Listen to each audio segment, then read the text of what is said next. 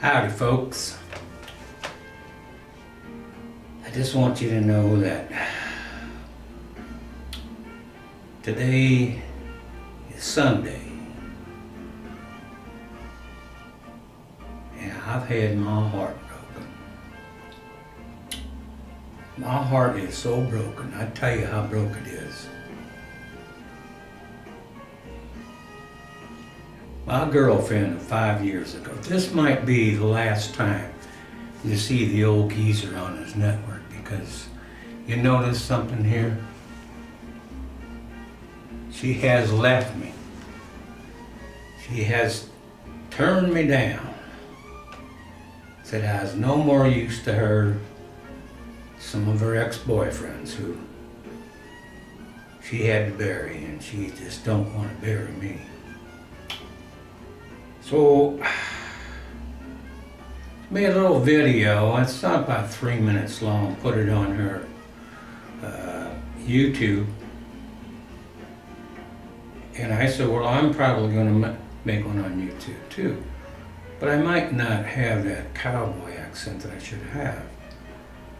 Most guys, and I really feel lucky here. The reason I feel lucky is because, guess what? Most guys, when they get dumped, they get something from a lawyer, you know, going, well, guess what? We're going to sue your butt for whatever you got. So, I mean, that's nice. I mean, just came right out and said, you know, like, yeah, no problem. Didn't get a Dear Dick letter, Dear Doc, or Dear John letter, anything like that. I got it right out by the swimming pool.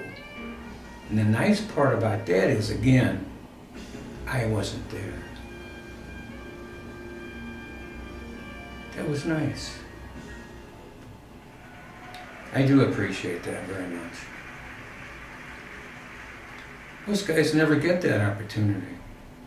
You know, they hem and haw around, you know, like, well, if you do this and you do this, I'm going to do this, and I'm going to, if you don't, it's either my way or the highway. Well, okay. I think after 5 years, you know, if it wasn't her way, then she hit the highway. I'm still here. You know, I still enjoy talking to her. I still enjoy listening to some of her stories, but she has got to finish her novel or book or whatever you want to call it. She seems to be somewhere stuck between the age of 13 and 20. I mean, that's like 60 years ago. Just do the book. Just keep doing it. If you're going to blog, okay, I say blog what? 50% write the book, the other 50% per day. And then pretty soon you get into the book, you might 60% and 40 blog, and pretty soon you're 75% writing and 25% blog. And pretty soon, maybe within the next, I don't know, months, it'll be done. And then when you get done with it, then you can sit around and go, Emma, it's over with. But if you keep worrying about it and keep telling other people, whoa, guess what? I wrote a chapter today. What do you think of it? They're all going to go, you should have changed this. You should have said that. Writing is a very lonely business. You know, I'm in art. I took all of my artwork down a few days ago. All of it. And I put some of my old stuff up from 5 years ago. I couldn't remember I did that. And everyone went, did I like that or not? And if I start painting again, do I have to keep doing redundant things? Maybe I do, but I don't want to. If I can do something new, I'll do something new. I've got about 300 and some, you know, stuff. Anyway, the reason I'm doing this, I don't really know how to do YouTube, but she's going to teach me just to keep the old geezer network alive And I said, well, will I be seeing you on a regular basis? And she said, well, I don't know. I said, well, what about child support? She said, what? I said, you know, the camera that you got some money in? Oh, okay, child support. Yeah, you can use that, you know, it's no big deal. That's the nice part about it, is that you don't have no animosity, no screaming, no hollering, anything like that.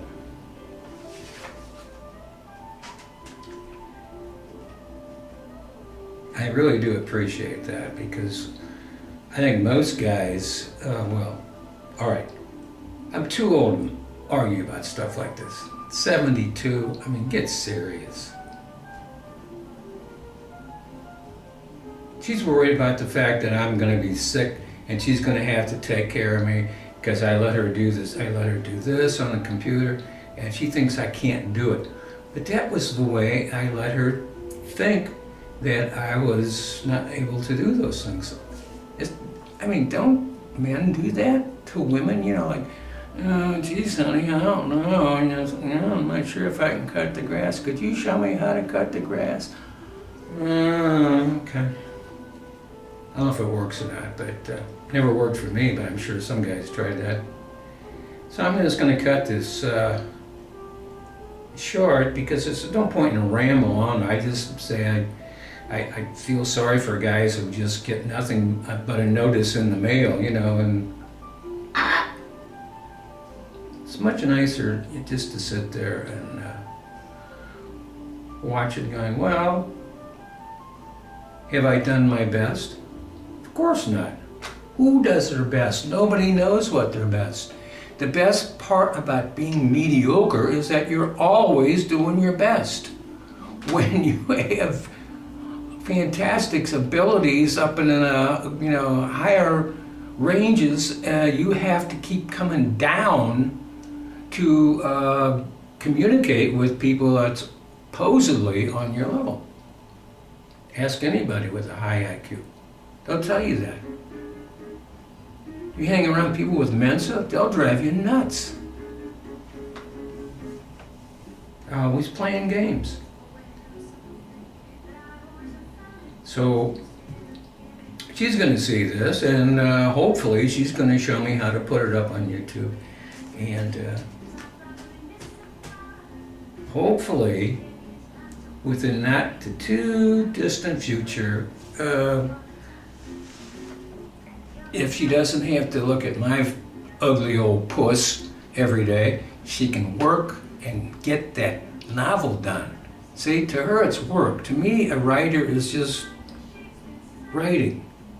But unless you do what is commonly known as put yourself on a strict, I have to do this every day for an hour. I mean, just an hour. A lot of writers work for an hour or 2 hours, that's it. But they do it. And then the rest of it, you can do 23 hours or 22 hours to goof around, do whatever you want to do. But if you keep putting it off, then, you know, it's just like me trying to do, if I'm looking at a piece of canvas or a blank sheet, I can look at that all day, and tomorrow too. If nothing's going to happen, nothing's going to happen. So I'm not working for the money. I don't need the money.